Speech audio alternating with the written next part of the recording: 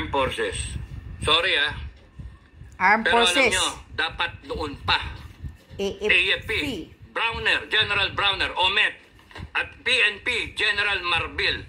Last call na to, last call. No? Last call, warning at sa mga opisyal at mga tauhan ng Sandatahang Lakas at ng Philippine National Police. Huling call na to Noon pa dapat kayo tumayo. Noon pa. Pinagbibigyan namin kayo pinapanood namin kayo Galing kami dyan sa loob Pinagbibigyan namin kayo. Parang isang dating Pangulo na sabihin na kakausapin niya ang AFP at magbibigay ng options. Hindi nyo ba nakikita na the president, the former president is becoming excuse me. Yung mga aso tumapanik the president is being desperate already. Parang kakusapin yung mga junior officer, kakusapin yung mga bakit hindi na makausap? It is an admittance na the president, the former president believes na corrupted yung hierarchy ng armed forces. Kaya kinakailangan kusapin ng mga junior. Tama. Nang himod puwit na kay Bangag. Last call. Every day na hindi kayo tumatayo para sa taong bayan. Every day na hindi kayo tumatayo para sa taong bayan is a day closer to being a narco state or a communist state. Parehas, pagsamahin nyo na, narco-communist state. Every day that you tolerate, you are tolerating. Every day that you are tolerating. Tolerate nga nila talaga ang mga mali sa gobyernong Bangag. In government, you are tolerating a president who is taking drugs. You are tolerating an addict president. You are tolerating a Congress na nagnanakaw, abusive of powers. You are tolerating. Tolerating many things. You are with them. You are not with the Filipino people. Kaya last call, armed forces. Makinig kayo sa akin. Nakaset up yung bansa natin para civil war. Kayong mga Pilipino, makinig kayo. Kayong mga madada na mga Pilipino, makinig kayo. Putang ina, panay salita-salita, panay yabang Hindi nyo ba naisip na tayo magbabanggaan tayo lahat? Kaya AFP, PNP, pigilan nyo to. Pigilan nyo. Mawawalan kayo ng papel pagka hindi nyo ginawa yung papel ninyo. Ano yung papel ninyo? Papel ninyo ay you support and defend the Filipino people. You defend the Filipino people. You uphold the Constitution. Ang ginagawa nitong mga putang ng mga politikon to na tinotolerate ninyo, they are now using the Constitution. No? Binababula, ginagago kayo, ginagawa kayong tamukyo. Utusan lang kayo Kaya nga. They are using the Constitution to quell the resistance brewing because this resistance ang totoong Pilipino. And you are becoming an instrument of these stupid people in government because you are tolerating them. Wala kasing mga panindigan, mga hinayupak na mga... And if we have to draw the line, we will draw the line. Magpatayan tayo kung gusto ninyo. But you have the power to stop this, armed forces. Because hindi kami papayag na mauwi tayo sa droga. Mauwi tayo sa nakawan ng mga putangin ng mga congressman na yan. Hindi kami papayag. Correct. We are that close already. We are that close na mag-declare kami ng revolution. Putangin na ninyo, sabihin nyo kami, papanatan nyo kami ng rebellion. Putangin na ninyo lahat. People of the Philippines, we the sovereign Filipino people, Constitution, ito lang kayo sa ilalim. Huwag nyo kaming gaguhin, huwag nyo kaming gabitan ng konstitusyon. Tangina ninyo. Correct. Kami may-ari ng konstitusyon. Correct. Kami ang nagpapatupad ng konstitusyon. Kami ang nagpapaupo sa inyo dyan. Magkaroon ng court order. Kami, People's Court, aarestuhin namin lahat yan. Putangina nyo, hayop kayo. Gago kayo. armed forces, ginagago kayo ng mga gagong politiko na yan. Ginagamit kayo. And here you are, nagre-relax kayo. And yung Duterte na matanda, sinasabi, kakausapin niyo yung mga junior officer. What does that make of you? Kayong mga nasa itaas, panay kayong mga walang bayag. Panay kayong mga bayaran. Yun ang dating eh. Mga duwag. Ano na nangyari sa serbisyo? Pira-pira lang. Iniwanan namin niya matino. Tapos here you are, nakahanap kayong promotion, naghihintay. Putang ina. Dapat kayo, ang iniisip nyo, AFP, kung paano matitigil ito. Simple, doon kayo sa tama. Ano ba yung tama? Tama na lang yan. Tama ba yung nakawan? Tama ba yung may droga? You get the president to take a hair follicle drug test. That's the right thing to do. Huwag nyo nang hintayin ng taong bayan ang lulusob dyan sa Malacanang. Huwag nyo nang hintayin ang taong bayan ang magpapadrug test. Magkakalasog-lasog yung presidente na yan.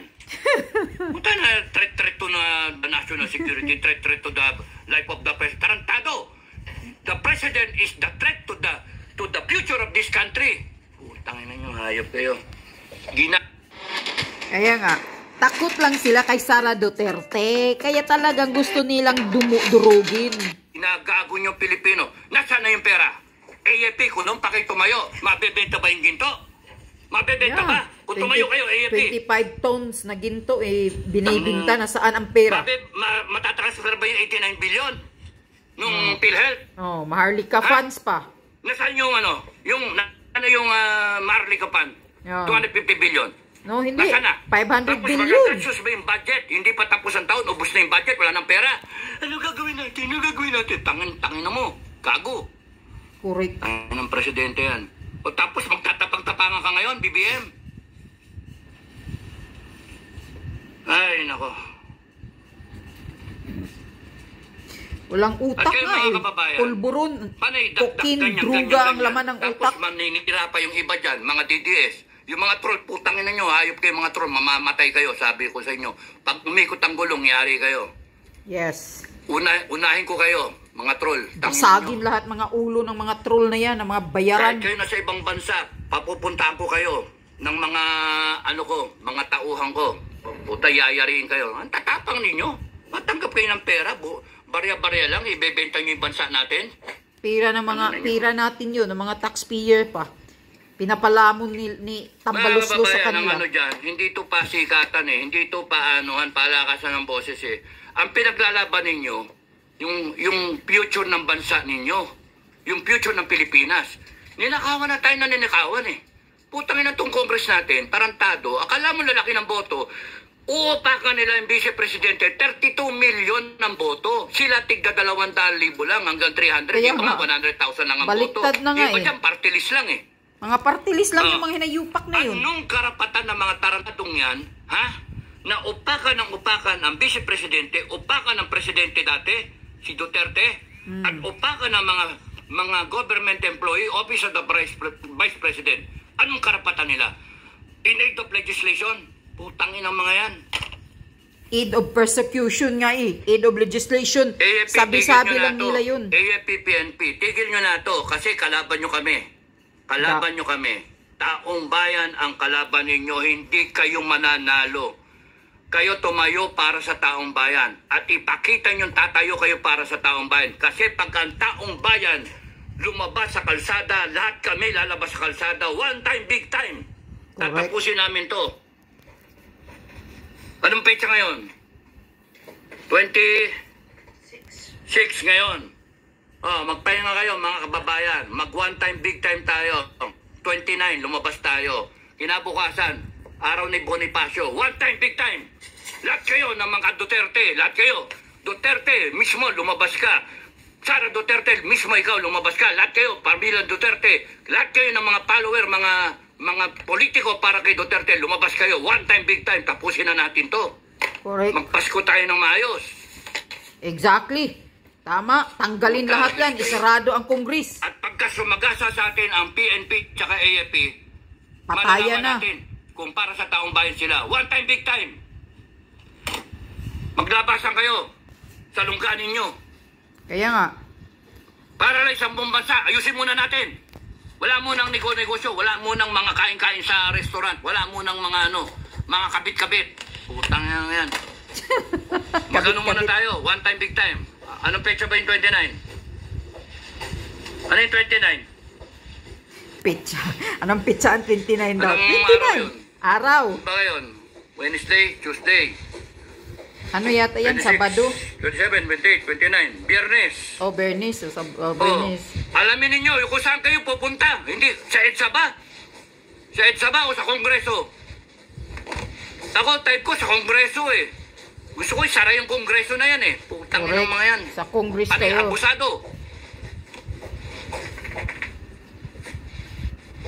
Kayong mga PNP na haharang, na? Kayong mga crowd control, ha?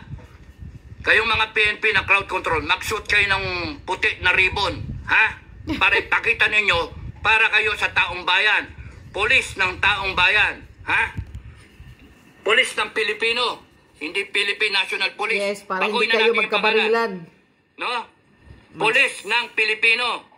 Magsuot Puta ng lang puti na ribbon ang susuporta sa taong Baguhin bayan. na natin. Pagka nakitang nakaputi kayo, hindi kayo sasaktan ng taong bayan. Hindi Correct. kayo,